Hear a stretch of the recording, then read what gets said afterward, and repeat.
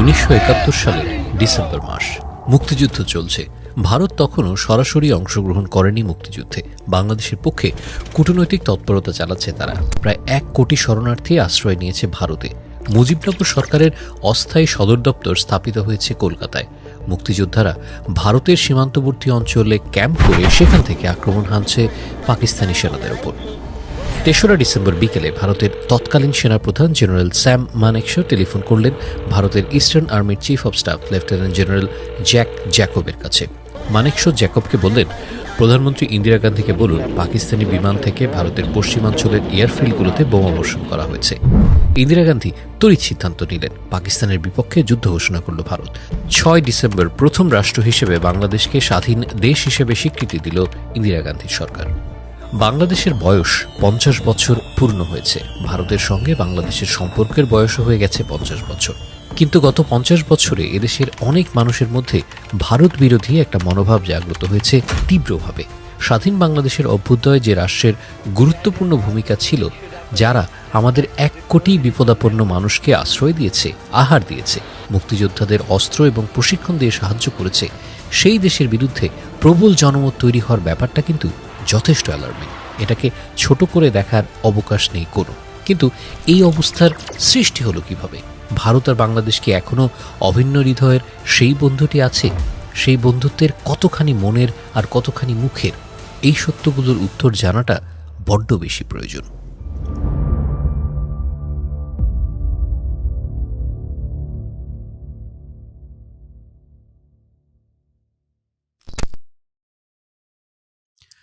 ভারতের রাষ্ট্রপতি রামনাথ কোবিন্দ যতই বলুন না কেন যে ভারতের হৃদয়ে বাংলাদেশ খুব স্পেশাল একটা জায়গা দখল করে আছে, রাষ্ট্র হিসেবে ভারতের আচরণে সেটা কিন্তু আমাদের মনে হয় না কখনো।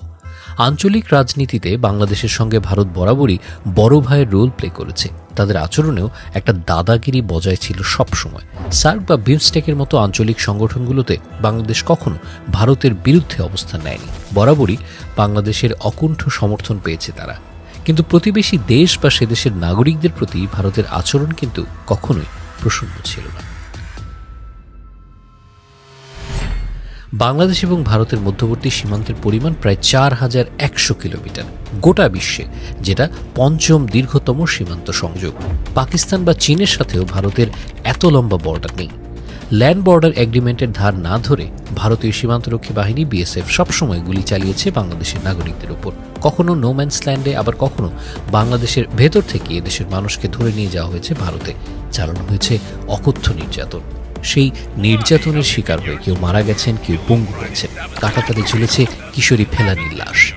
আন্তর্জাতিক গণমাধ্যম সরব হয়েছে বিচারের নামে প্রহসনের নাটক সাজিয়ে সবাইকে বেকসুর খালাস দিয়েছে ভারতের আদালত। বিএসএফের হাতে প্রতি বছর এই পরিমাণ বাংলাদেশি নিহত হয়, তার 10 ভাগের 1 ভাগ মানুষও পৃথিবীর আর কোনো দেশের সীমান্তে অন্য দেশের সেনাদের হাতে গুলি খেয়ে মারা যায় না। এই যদি হয় বন্ধু রাষ্ট্রের আচরণ, সেই বন্ধুত্ব নিয়ে প্রশ্ন তোলাটা কিন্তু অমূলক নয় মোটেও। বাংলাদেশের সঙ্গে ভারতের সম্পর্কটা শুধু কূটনৈতিক বা আর্থিক নয়, সামাজিক এবং দুই দেশের মানুষের সম্পর্ক, ভাষা, সংস্কৃতি, পোশাক, খাবারের নৈকট্যের সম্পর্ক। সেই সম্পর্কের একটা আলাদা জোর আছে এবং ভবিষ্যতেও থাকবে। কিন্তু সেই সম্পর্কের উষ্ণতায় পানি ঢালার কাজটা ভারত নিজেই করছে। ভারতের রাষ্ট্র ক্ষমতায় বিজেপি আসার পরে এই ব্যাপারগুলো ঘটেছে খুব বেশি এবং চোখেও পড়ছে। শুধুমাত্র নিজেদের কট্টর হিন্দুত্ববাদী আইডিওলজি কার্যকর করতে সিএএ এবং এনআরসির মতো ধারাগুলো জনগণের উপর চাপিয়ে দিতে চাইছে বিজেপি সরকার। আর সেই চাপিয়ে দেওয়ার পথে তারা খুব বাজেভাবে আক্রমণ করছে বাংলাদেশকে, বাংলাদেশের নাগরিকদেরকে। এটা তো কোনো বন্ধুর কাজ হতে পারে না। ভারতের যখনই বাংলাদেশকে প্রয়োজন হয়েছে, বাংলাদেশ নিজেদের উজাড় করে দিয়ে সাহায্য করেছে। সেটা ফেনী নদীর পানি ভারতের সীমান্তবর্তী অঞ্চলে সরবরাহর বেলাতেই হোক, কিংবা বাংলাদেশের ভূমি ব্যবহার করে পশ্চিমবঙ্গ থেকে ত্রিপুরা, আসাম ও মেঘালয় সহ পূর্বাঞ্চলীয় রাজ্যগুলোতে প্রয়োজনীয় দ্রব্য সামগ্রী পাঠানোর মামলাতেই হোক। কিন্তু এক তিস্তা নদীর পানি কোনো সুরাহা পায়নি বাংলাদেশ আজও। গলার কাটার মতো বিধে আছে ফারাক্কাবাদ। সীমান্ত হত্যার তো কোনো সুরাহাই হচ্ছে না। বিএসএফের গুলিতে মানুষ মরছে অকাতরে। গরু বা মাদক পাচারকারী লেবেল লাগিয়ে সেই হত্যাগুলোকে হালাল করে ফেলা হচ্ছে। 1966 সালের হেলসিঙ্কি নদী আইনের নিয়মাবলী অনুযায়ী কোনো উজানের দেশ আন্তর্জাতিক নদীর ওপর ইচ্ছাকৃতভাবে বাঁধ, ব্যারেজ, বিদ্যুৎ কেন্দ্র, স্লুইস গেট নির্মাণ করতে পারবে না। যা ভাটির দেশের জন্য ক্ষতিকর। একইভাবে 1997 সালে জাতিসংঘের জলপ্রবাহ কনভেনশনেও বলা হয়েছে, আন্তর্জাতিক নদীকে এমনভাবে ব্যবহার করা যাবে না যাতে তা অন্য দেশের জন্য মারাত্মক ক্ষতি বা অসুবিধার সৃষ্টি করে। আন্তর্জাতিক নদী নিয়ে এত আইন থাকার পরেও সাম্রাজ্যবাদী ও আধিপত্যবাদী রাষ্ট্র হিসেবে ভারত এর কোনো কিছুই মানছে না। আন্তর্জাতিক আইনকে বুড়ো আঙুল দেখিয়ে নদীগুলোর ওপর একের পর এক বাঁধ ও বিদ্যুৎ কেন্দ্র স্থাপন করার কারণে বাংলাদেশ তার ন্যায্য হিস্সার পানি কখনোই পায়নি। 54টি অভিন্ন নদীর মধ্যে ভারত বেশ কয়েকটি নদীতেই বাঁধ ব্যারেজ সহ বিভিন্ন রকম স্থাপনা নির্মাণ করেছে, যা নিয়ে ভারতের বিখ্যাত বুদ্ধিজীবী ও অ্যাক্টিভিস্ট অরুন্ধতী রায় থেকে শুরু করে সচেতন ভারতীয় ও নাগরিক সমাজও বিভিন্নভাবে আন্দোলনে সংগ্রাম করেছে। গঙ্গা চুক্তির 25 বছর হতে চললেও আমরা আমাদের ন্যায্য পানির হিস্সা এখনও বুঝে পাইনি। এক ফারাক্কা বাঁধের কারণে বাংলাদেশের মানচিত্র থেকে হারিয়ে গিয়েছে ছোট ও বড় প্রায় 20টি নদী। নদীমাতৃক দেশ হিসেবে একসময় যে সুনাম বাংলাদেশের ছিল সেটা এখন মিলিয়ে গিয়েছে। 1200 নদীর জায়গায় এখন কোনো মতে টিকে আছে মাত্র 230টি নদী। এছাড়াও মরার উপর খাড়ার ঘায়ের মতো ভারত শুষ্ক মৌসুমে পানি আটকে দিয়ে আমাদের খরার মুখে ফেলছে, আবার বর্ষাকালে পানি ছেড়ে দিয়ে আমাদের হাজারো গ্রাম পানির নিচে ডুবিয়ে দিচ্ছে, যার কারণে বাংলাদেশে প্রতি বছরই বর্ষাকালে ভয়ানক বন্যা ও জলাবদ্ধতার সৃষ্টি হচ্ছে। আবার শুষ্ক মৌসুমে দেখা দিচ্ছে মরুকরণ। ভারতের নাগরিকত্ব আইনে বাংলাদেশকে পাকিস্তানের মতোই সংখ্যালঘু নির্যাতনকারী দেশ হিসেবে চিহ্নিত করা হয়েছে, যেটা কোনোভাবেই গ্রহণযোগ্য নয়। আসামের নাগরিক পঞ্জিতে প্রায় 12 লক্ষ বাংলাদেশি ভারতীয়র গায়ে বিদেশি তকমা লাগানো হয়েছে। ভারত এটাকে তাদের আভ্যন্তরীণ বিষয় বলেছে, সরকারিভাবে বাংলাদেশ তা মেনেও নিয়েছে। কিন্তু এই বিদেশিরা কোন দেশ থেকে ভারতে এসেছে সেই প্রশ্ন ডেমোক্লিসের তরবারির মতো বাংলাদেশের মাথার ওপর ঝুলে থাকছে সবসময়। সবচেয়ে যা আহত করেছে বাংলাদেশের মানুষকে তা হচ্ছে ভারতীয় উচ্চ নেতৃত্বের অবস্থান থেকে কথিত বাংলাদেশি বেআইনি অনুপ্রবেশকারীদের বিষয়ে অপমানকর বাক্য প্রয়োগ। বিজেপি নেতারা নিয়মিতভাবে বাংলাদেশ এবং এদেশের মানুষকে কটু বাক্যবাণে বিদ্ধ করেছে। বন্ধুর প্রতি বন্ধুর আচরণ কোনোভাবেই এমনটা হতে পারে না। ভারত এই ইস্যুতে তার চিরশত্রু পাকিস্তানের কাতারই নামিয়ে এনেছে বাংলাদেশকে।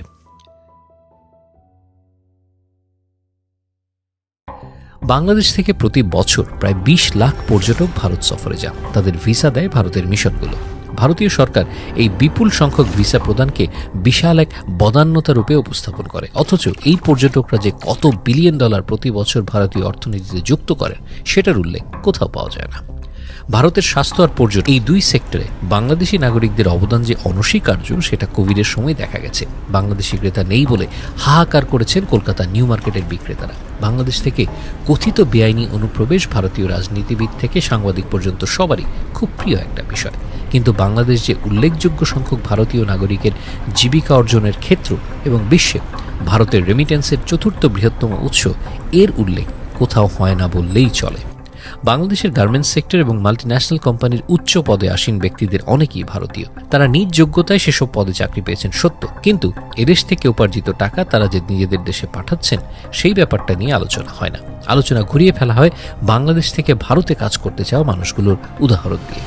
ভারতের পূর্বাঞ্চলীয় রাজ্য যেমন ত্রিপুরা, আসাম, নাগাল্যান্ড, মেঘালয়, মিজোরাম, মণিপুর, অরুণাচল, এসব জায়গায় বিচ্ছিন্নতাবাদী গেরিলাদের উৎপাত ছিল চোখে পড়ার মতো। ভারতীয় সেনাদের সাথে নিয়মিতই তাদের সংঘর্ষ হতো, অনেক সেনা মারা পড়ত তাদের হামলায়। এই বিচ্ছিন্নতাবাদী গোষ্ঠীগুলো যে অস্ত্র সাহায্য পেত সেগুলো চীন বা মিয়ানমার থেকে আসত। বাংলাদেশের ভূমি যেন কোনোভাবেই ভারতের বিরুদ্ধে ব্যবহার না করতে পারে কেউ, সেটা নিশ্চিত করা হয়েছে। আসামের উলফা নেতা অনুপ চেটিয়াকে আটক করে ভারতের হাতে হস্তান্তর করা হয়েছিল। এত কিছু পাওয়ার পরেও বাংলাদেশের প্রতি ভারতের আচরণ কিন্তু সদয় হয়নি। রোহিঙ্গা ইস্যুতে মিয়ানমার থেকে ধেয়ে আসা শরণার্থীর চাপে বাংলাদেশ যখন হিমশিম খাচ্ছিল তখন কিন্তু ভারত আমাদের সাথে বন্ধুর মতো আচরণ করেনি। আন্তর্জাতিক ফোরামে তারা মিয়ানমারের বিরুদ্ধে একটা কথাও বলেনি, মুখ বন্ধ করে রেখেছিল গুরুত্বপূর্ণ ইস্যুতে। ভারতের কাছ থেকে বঙ্গোপসাগরে যে বিশাল আয়তনের সমুদ্র সীমা বাংলাদেশ বুঝে পেয়েছে সেই অধিকারও কিন্তু আন্তর্জাতিক সমুদ্র আদালতে গিয়ে আদায় করতে হয়েছে। বন্ধুর প্রতি বন্ধুর চাহিদা কি থাকে বলুন তো? বিপদে সাহায্য পাওয়া যাবে, বন্ধুত্বের খাতিরে প্রায়োরিটি লিস্টে ওপরের দিকে থাকা যাবে, তাই তো? অথচ মুখে যাই বলুক, ভারতের প্রায়োরিটি লিস্টে বাংলাদেশের অবস্থান কিন্তু খুব বেশি ওপরে ছিল না কোনোদিনই। এই করোনাকালের কথাই ধরুন না, ভারতের সেরাম ইনস্টিটিউটের সঙ্গে অক্সফোর্ড অ্যাস্ট্রাজেনেকার 3 কোটি টিকা কেনার চুক্তি করেছিল বাংলাদেশ। এর বাইরেও ভারত সরকার বাংলাদেশকে উপহার হিসেবে 32 লক্ষ ডোজ উপহার দিয়েছিল। কিন্তু গত বছরের মাঝামাঝি সময় ভারত সরকার সেরাম ইনস্টিটিউটে উৎপাদিত সব টিকা নিজেদের দখলে নিয়ে নেয়। প্রতিশ্রুতি মোতাবেক 3 কোটি ডোজ টিকা বাংলাদেশ পায়নি। বাধ্য হয়ে চীনের সিনোফার্মের সঙ্গে নতুন চুক্তিতে যেতে হয়েছে বাংলাদেশকে। এই যে মহামারীর দুঃসময়ে বন্ধুর কথা না ভেবে শুধু নিজের কথা ভাবা, এটা তো কোনো বন্ধুর কাজ হতে পারে না। তাতে বন্ধুত্বের অমর্যাদা করা হয়। এর আগেও নানা সময় পেঁয়াজ রপ্তানি বন্ধ করে বাংলাদেশকে বিপদে ফেলেছে ভারত।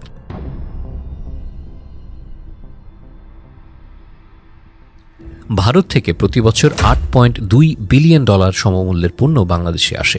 দক্ষিণ এশিয়ায় আর কোনো দেশে এত বেশি ভারতীয় পণ্য রপ্তানি হয় না।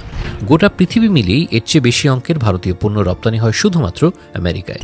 অন্যদিকে ভারতে প্রতি বছর মাত্র $1.26 বিলিয়ন সমমূল্যের বাংলাদেশি পণ্য রপ্তানি হয়। দুই দেশের রপ্তানির পার্থক্যটাই বিভাজনের দেয়ালটা ফুটিয়ে তোলার জন্য স্পষ্ট। মনে রাখতে হবে, গত কয়েক বছর ধরেই বৈধভাবে ভারতীয় গরু আমদানি করছে না বাংলাদেশ। গরু বাদ দিয়ে এই বিশাল অঙ্কের রপ্তানি বাণিজ্যের জন্য বাংলাদেশকে ব্যবহার করতে পারছে ভারত, কিন্তু সেই পরিমাণ সুবিধা বা মর্যাদা পাওয়া যাচ্ছে না ভারতের কাছ থেকে। এমন অনেক পণ্য যা বাংলাদেশ বিদেশে রপ্তানি করে, সেগুলো ভারত অন্য দেশে আমদানি করছে। এই করোনাকালেও বেনাপোল সীমান্ত দিয়ে ভারত তাদের পণ্য বাংলাদেশে পাঠালেও করোনা ভাইরাসের অজুহাতে বাংলাদেশের পণ্য ভারতে ঢুকতে দিচ্ছে না। এর প্রতিবাদ স্বরূপ বাংলাদেশের সিএনএফ এজেন্টরা সীমান্তে ভারতের পণ্য খালাস বন্ধ করে দিয়েছে। মোদ্দা কথা হচ্ছে, ভারত বাংলাদেশকে অনেকটাই টেকেন ফর গ্র্যান্টেড হিসেবে নিয়েছিল। কারণ ভারতীয় বলয়ের বাইরে গিয়ে বাংলাদেশ কখনো কূটনৈতিক অবস্থান নেবে এমনটা সম্ভব নয়। ভারতও এটা জানত। কিন্তু ভারতের বিপক্ষে কূটনৈতিক অবস্থান না নিয়েও বাংলাদেশ যখন দিল্লির প্রতি নির্ভরতা কমিয়ে আন্তর্জাতিক সম্পর্ক উন্নয়নে মনোযোগী হয়েছে, একই সাথে চীন এবং আমেরিকা এই দুদেশকেই হাতে রাখছে, ওদিকে পাকিস্তানের প্রধানমন্ত্রী ইমরান খান বাংলাদেশের সঙ্গে বন্ধুত্ব পাতাতে চাইছে, তখনই ভারতের টনক নড়েছে। ভারতের পররাষ্ট্র সচিব থেকে শুরু করে ভারতের প্রধানমন্ত্রী কিংবা রাষ্ট্রপতি উড়ে এসেছেন বাংলাদেশকে।